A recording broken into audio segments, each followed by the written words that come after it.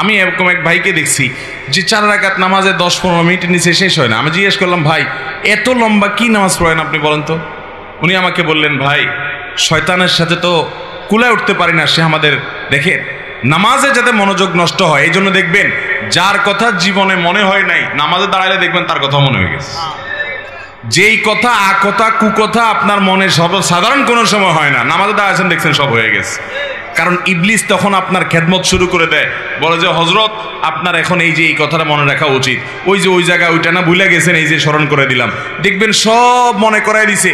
কারণ আল্লাহ কোরআনে বলেছেন আকিমিস সালাতা লিযিকরি, তোমরা আমার স্মরণের জন্য নামাজ পড়ো।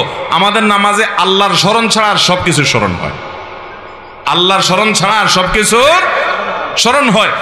নামাজে মনোযোগ যদি আপনি ধরে রাখতে চান তো পরীক্ষিত আমল হলো সময় ডিউরেশন বাড়িয়ে দেন। 4 রাকাত নামাজে 15 মিনিট সময় লাগিয়ে দেন। ওই যে ভাইয়ের কথা বলছিলাম যে লম্বার সময় নামাজ পড়ে, আমি একদিন জিজ্ঞেস করলাম, ভাই আপনার 4 রাকাত নামাজে একদিন 2 দিন না প্রতিদিন একই অবস্থা দেখি, 15 মিনিট 20 মিনিট সময় লাগান। আমার অফিসে একবার উনি বেড়াইতে আসলেন, আমরা সুহরের পরে সুন্নত পড়ে চলে আসছি, মিটিং আছে, উনি দেখে নামাজ পড়তে পড়তে শেষ না। আমি বললাম, ভাই অনেক নামাজ পড়ছেন না? কই না, ওই 2 রাকাত সুন্নতিতে পড়ছি। তো 2 রাকাত সুন্নত তো আমরাও পড়লাম, আমাদের যদি 5 মিনিট 7 মিনিট লাগে আপনার 15 মিনিট কেমনে লাগে? উনি বলল, ভাই দুনিয়াদার মানুষ, অনেক ব্যবসা বাণিজ্য আছে, শত শত লোক চালাইতে হয়, বিভিন্ন দিক মাথা চলে যায়, তো শয়তান তো নামাজে মনোযোগ নষ্ট করতে চায়, এই জন্য আমি শয়তানের সাথে কুস্তাকুস্তি করি নামাজের মধ্যে। আরে শয়তানের মধ্যে সাথে কুস্তাকুস্তি আবার কেমনে করে নামাজের মধ্যে? কুস্তাকুস্তি করলে নামাজ হবে নাকি?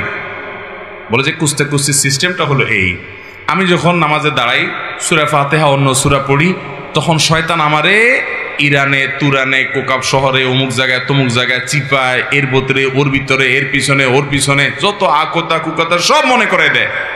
তখন আমি কুলে উঠতে পারি না, আল্লাহর কথা স্মরণ আসে না। আমিও তেড়ামি করি, পরিপূর্ণ আল্লাহর দিকে মনোযোগ আসার আগ পর্যন্ত তেলাওয়াত চলতে থাকবে। সূরায়ে আপনার ফিল পড়া হয়ে গেছে, এবার লীলা পড়া গেছে, আড়াই তালে যে পড়া গেছে এন্না তাই না, কিন্তু আমি রুকুতে যাব না যতক্ষণ পর্যন্ত আমার মন নামাজের দিকে না আসবে।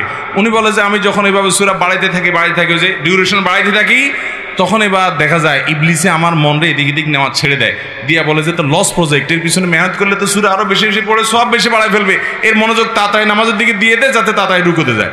এরপর আমি রুকুতে যাই, রুকুতে গেলে তারপর সুবহান রাব্বিল আযীম পড়ি, সুবহান রাব্বিল আযীম পড়ি, সুবহান রাব্বিল আযীম পড়ি, না মন অন্যদিক চলে গেছে, বলি না সুবহান রাব্বিল আযীম তোর জন্য 30 বার পড়বো, আধা ঘন্টা ধরে পড়বো, মাগার আমি কল্লা উঠাবো না, উপরে পিঠ তুলবো না, যতক্ষণ পর্যন্ত আমার আল্লাহর কথা পরিপূর্ণ মনে না আসবে। আমি তেড়ামি করি, শয়তানের সাথে কুস্তাকুস্তি চলে।